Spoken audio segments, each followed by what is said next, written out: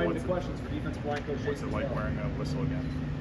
I mean, I wore it last year. I just didn't get to use it. So, no, it's good. We don't use it a whole lot out here anyway. But it's nice to be back on the grass and officially coaching and trying to help develop kids and impact kids. You know, a young man at this point. So it's been great.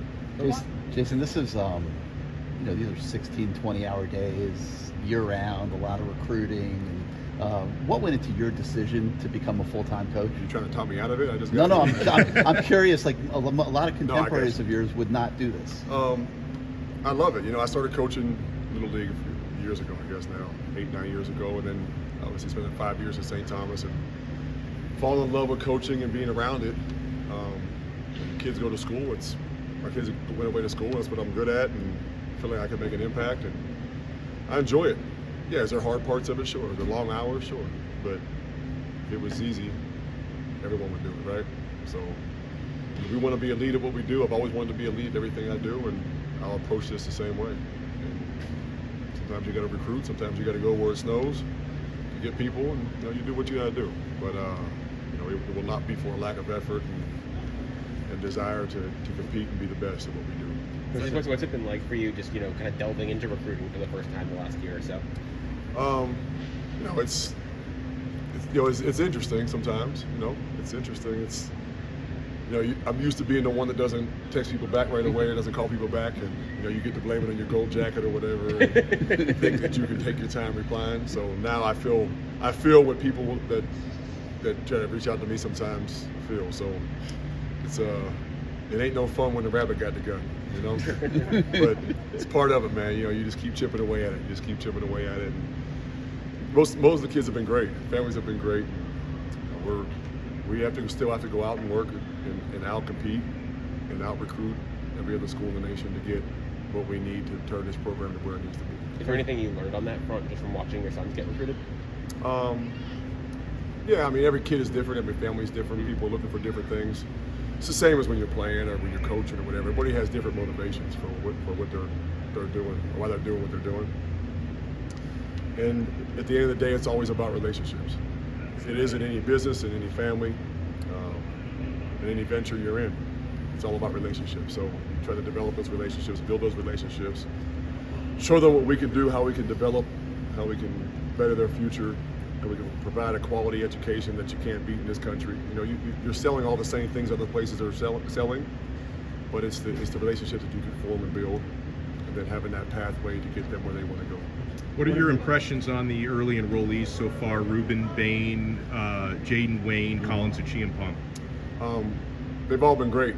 They've done everything we asked them to do. They're getting thrown in the deep end. You're supposed to be in high school still, and I guess right now be on their high school spring break and getting ready for prom pretty soon. And they're here, taking a lot of reps. Obviously, Collins is still bouncing back from an injury, so he's attacking his rehab as a pro.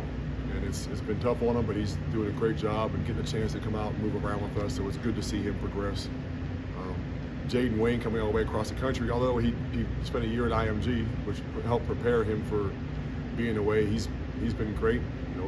He's got 10 toes down, and he's doing everything we asked him to do. He's taking a lot of reps and playing physical. He's showing all the things that we saw when we recruited him.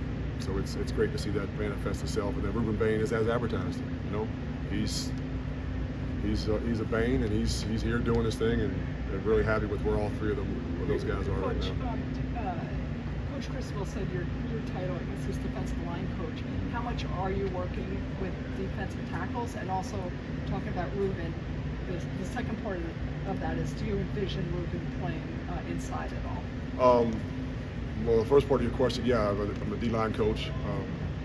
As you've seen his staff, Coach Cristobal's staffs are pretty big. When you got 2 team buses for your staff, you got a big staff. So we have a lot of guys that all work together and collaborate and try to get this thing done. So titles was on the door, the work is the work, and listen, it's this is everybody's stew. The sauce is the boss, as they I forget who was that, Sweet Baby Ray's or something. It says the sauce is the boss. So we collaborate and we work with the tackles in the end. So yes, we all touch everyone. Rueben Bain, what was it? Do you envision him playing inside at all? The best sport will be on the field. our best four for that situation, for that particular game. You know, health will determine some of that stuff. So our best four guys, the guys that give us the best chance to win that particular play or that series or that game, will be the ones to play. So, you know, it could be Rueben Bain inside, it could be Acheampong, it could be Mesidor. You know, Mesidor played everywhere for us last year. It'll be no different. LT will get back, Double H will get back. So it'll be, you'll see a lot of guys rotate it is and know what to get from them each and every time, and the better this football team will be. What do you with this group last year? Is anybody taking a big leap just in the spring where you say, man, the body's different, the body's different? I mean, there's so many guys that have done a good job. I mean, we've got a guy that's not even practicing that's really taking a big leap is Jafari Harbin. You know, he had to get both shoulders fixed, and knowing where he was last year and the struggles he went through trying to get to game day and deal with his shoulder harnesses and whatnot. Now he's healthy. He'll be back for training camp, so I'm excited about him. I like what he's done. Everybody upstairs has really done a good job. LT's attacking his rehab, chomping at the bit to get back out there. Acheampong Kelly, everyone knows I'm a huge fan of Acheampong and what he's done since he's gotten here. Didn't have a chance to play last spring, so really got thrown in the deep end during the season. Having been through 6 months of college football, now coming into the spring, he's approaching it a lot differently. Trying to be a leader, you know, just turned 18 years old, so he's still got that kid in him. Still does those things that make you scratch your head, but love him to death. And they've all been great. This is a great group of kids, great group of, I say kids, it makes me sound old, but great group of young men that are understanding the culture in the second year of Coach Cristobal's culture, understanding the standard in the room and how it has to be every time we touch the grass. And they've done a fantastic job. In A couple more questions for Coach Jayden. In a similar vein, just how have you seen Cyrus Moss develop, and how is he looking to develop his body?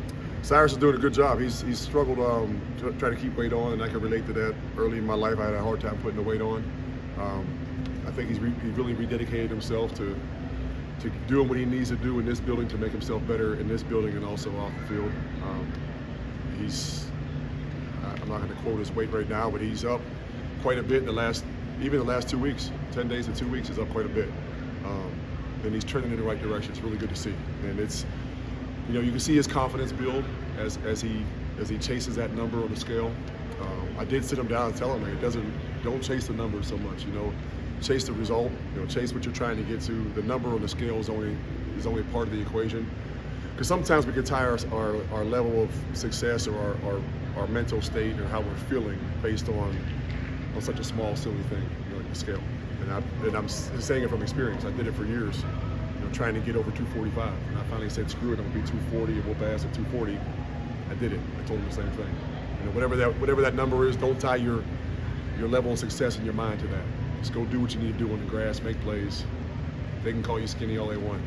They called me skinny for a long time. They still call me that in camp too. Last question. How would you describe your coaching style? No, I'm all about coaching them hard and loving them hard. You know, we have a standard. We set you got to be very clearly define the kind of the boundaries, the lines, what you expect, the standard of work, the standard of expectations.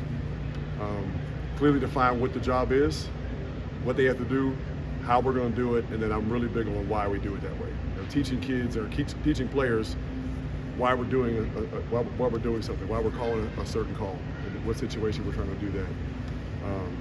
Why it's important we need to get to the A gap on a certain player, why we're important we're dropping to the boundary, why we have to be out there in the flat and how we do it. Not just telling them what to do, but explaining that full picture makes them better football players. So to answer your question, I kind of got off on a tangent, but we're going to lay it all out, be very clearly defined. We're going to coach the heck out of them. We're going to coach them hard. And we're going to push and demand and push and demand and push and demand. And then we're going to love them even more. And we're going to have fun doing it. So you might see me screaming one second and then laughing and smiling and patting somebody on the butt the next second. It's just the way we do it. You know, it's just, we're going to push and push and push and push, and we're going to have a great time doing it. They got 4 years to do this, you know, 5 years at best. You know, to enjoy a lifetime dream, lifelong dream. I'm not going to be that person that wastes a day of their dream, messing around. You know, they might waste one, but I'm not going to waste one. I'm not going to let them waste one. Thank you very much. Good. Thank you. Thanks, guys.